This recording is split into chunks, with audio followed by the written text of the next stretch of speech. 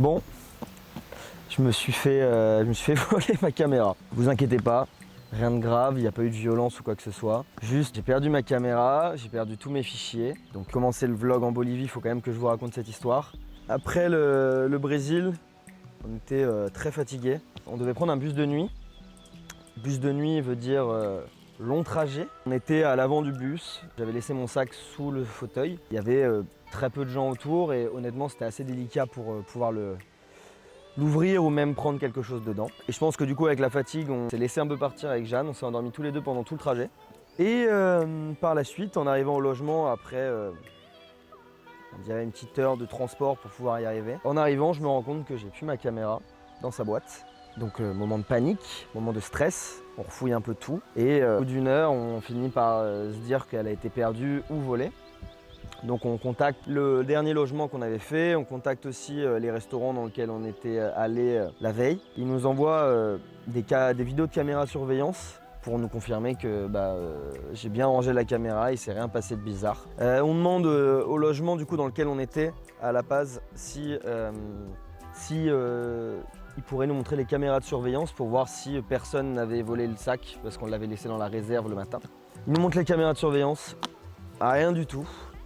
Donc on se rend à l'évidence, on l'a volé. On avait quelques doutes, senti un mauvais feeling en rentrant dans le bus. Il y avait un monsieur à côté de nous qu'on sentait pas du tout. Il fait que fixer Jeanne pendant tout le trajet. Donc au début on s'était dit juste il a regardé bizarre, ça arrive malheureusement. Mais peut-être qu'il attendait juste qu'on s'endorme. Donc en descendant du bus, moi j'ai vu qu'il allait dans un certain hostel. Donc on savait où il habitait. Donc on s'est dit on va le confronter. Donc on a passé une journée à l'attendre. Et après peut-être 5 heures, il a fini par sortir de l'hostel, donc j'avais vu juste.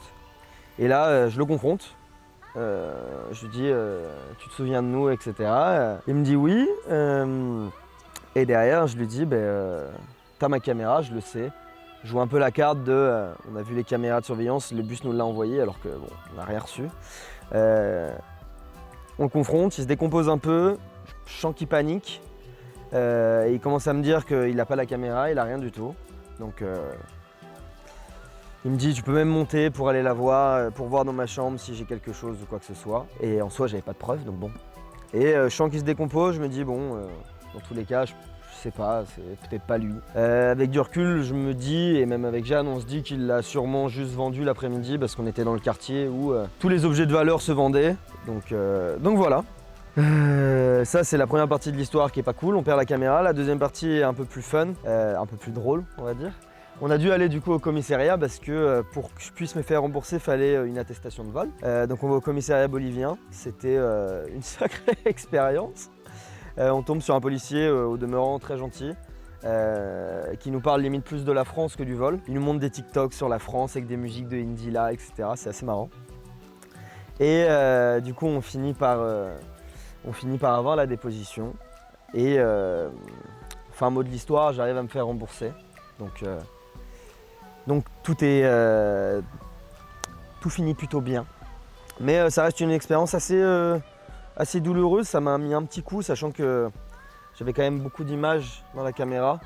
Même si ça reste que du matériel et qu'on n'a rien physique, j'ai un peu l'impression qu'on me prend mon petit bébé, mes petites images que j'ai fait, ce qui me tenait à cœur. Donc voilà, écoutez, on a quand même voulu faire des vidéos pour la Bolivie, il va y en avoir 3, parce que c'est un pays qui est juste exceptionnel. Faut pas que cette expérience nous empêche de montrer à quel point c'était vraiment joli, ça aurait pu arriver dans n'importe quel pays, ça aurait pu même arriver en France. Donc voilà, écoutez, j'espère que vous allez aimer cette vidéo, et même ces 3 vidéos, ces 3 épisodes. La Bolivie c'est juste un pays de dingue, écoutez, j'espère que vous allez aimer et bon visionnage.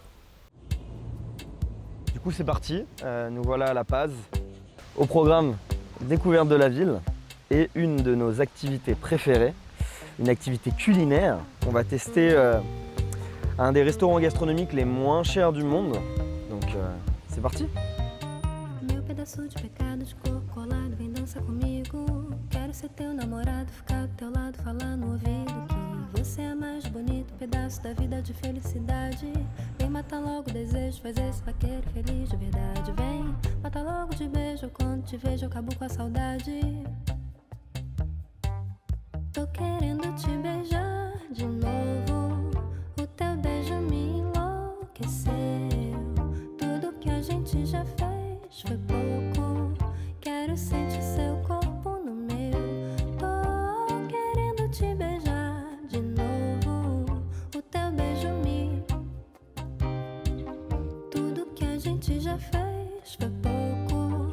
Quero sentir seu corpo no meu.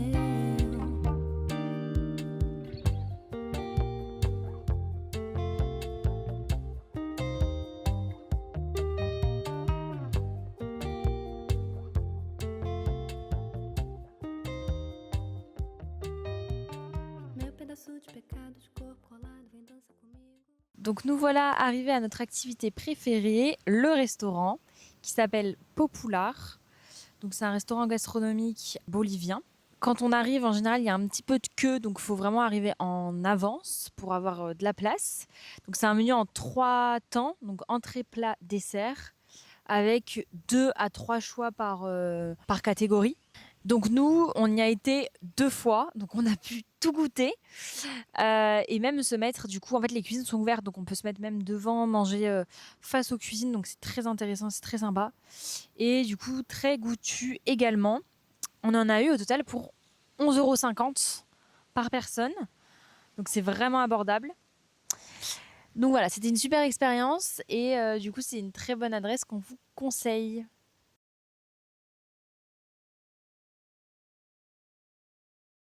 Après ce super repas gastronomique et cette découverte de La Paz, il est temps pour nous de partir à la découverte de Samaipata. C'est un petit village au milieu de la cordillère des Andes et de la cordillère orientale. Et c'est principalement connu pour ses randonnées. Et nous, on a décidé de faire la rando la plus connue, la rando de Codo de los Andes, le coude des Andes.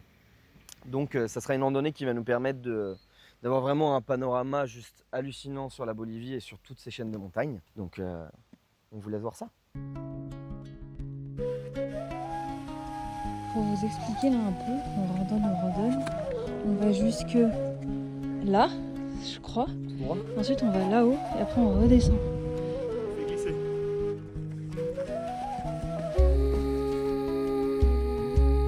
Suba saya, fala tudo que se can, cobana ye safaye, hanuma ye, ne dun sena ne dun tula, dumuya kono diamana, bari saya ye ndu sukasi. Fojonye sabari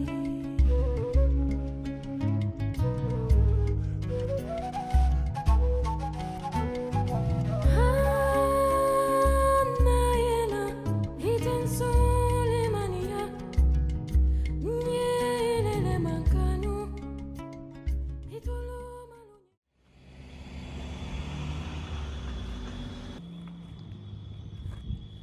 On attend le bus.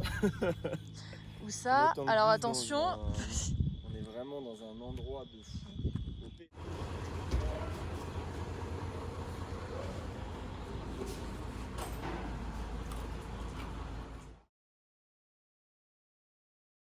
Donc nous arrivons maintenant à Sucre, qu'on prononce Sucre. Donc c'est une ville inscrite au patrimoine mondial de l'UNESCO depuis 1991, en tout cas le centre-ville. Donc c'est plein de petites maisons blanches, c'est adorable. Et donc on y passe 3 jours.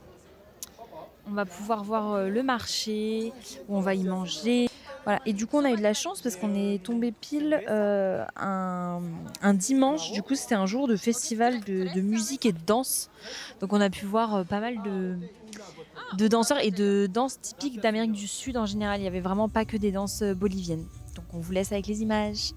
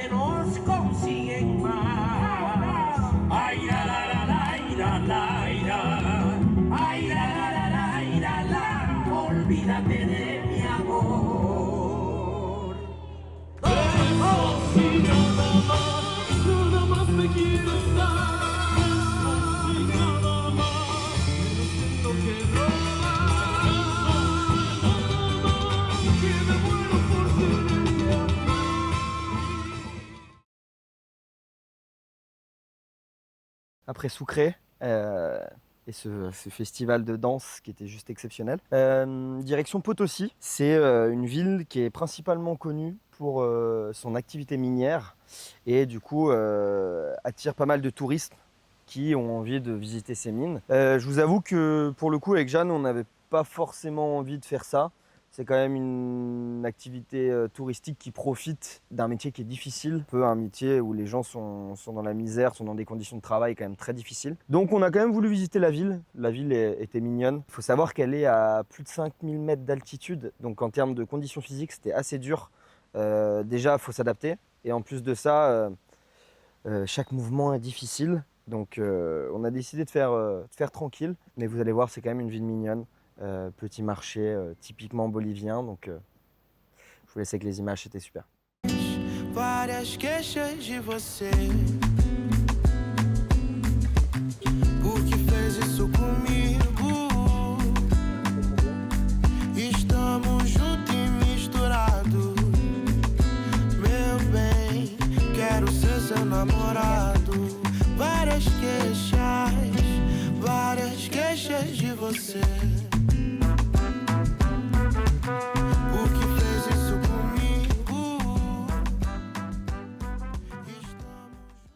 Après Potosi, qui nous a principalement servi de ville pour s'acclimater à l'altitude, direction Tupiza, qui est elle aussi une ville intermédiaire. C'est souvent le point de départ pour faire le désert de sel. La ville n'est pas forcément dingue, il n'y a pas grand chose à y faire, mais il y a une activité qui est juste dingue, c'est la visite du canyon, qui est possible en groupe, avec un guide ou sinon en balade à cheval. Nous, on a décidé de la faire en autonomie, vous commencez à nous connaître un petit peu. Et c'est juste dingue. Donc j'espère que vous allez aimer. J'ai pu prendre le drone, faire pas mal de plans. Donc c'est parti.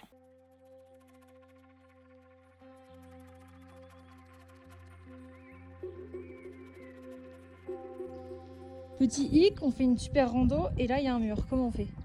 Comment on passe? Putain. Voilà.